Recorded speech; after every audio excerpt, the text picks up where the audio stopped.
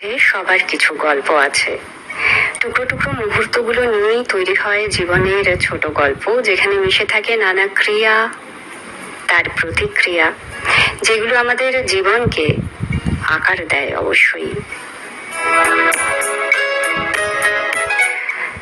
নানা ভাবনা চলতে থাকে মনের মধ্যে।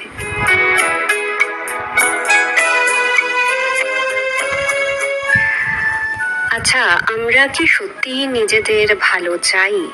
ভাববার বিষয়। কিন্তু সুখ চাই, কিন্তু অভ্যাস পাল্টাতে চাই না।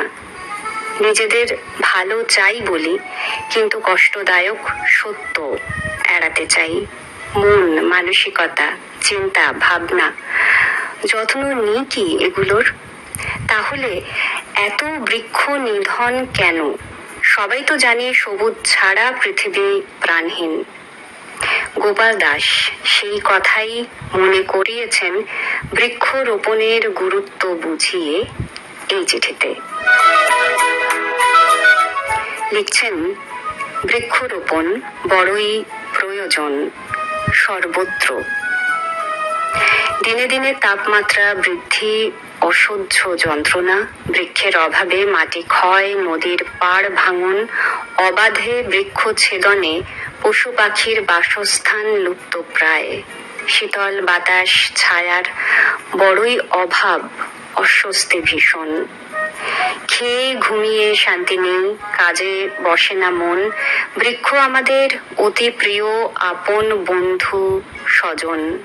বৃক্ষ ফল দেয়, ফুল দেয়, দেয় অক্সিজেন। বৃক্ষ দেয় শীতল ছায়া, অপরূপ সুন্দর সবুজ পরিবেশ। কত পাখি বাসা বাঁধে গাছের ডালে ডালে। বনভূমি পশুদের বাসস্থান, বেঁচে থাকার রসদ সম্পদ। প্রতিটি গাছই জীবন্ত প্রাণ। তবে কেন অভাবে বৃক্ষচ্ছেদন? কারো নয়, শুধু নিজের জন্যই। সকলে একটি করে করো বৃক্ষরোপণ। সবুজে সবুজে ভরিয়ে দাও রাস্তার দুধার, নদীর পাড়, পুকুর ধার, মাঠ ঘাট, বাগান, সর্বত্র। আজকের দিনে বৃক্ষরোপণ বড়ই প্রয়োজন। লিখলেন আপনি সিঙ্গুর জলাঘাটা, হুগলি থেকে।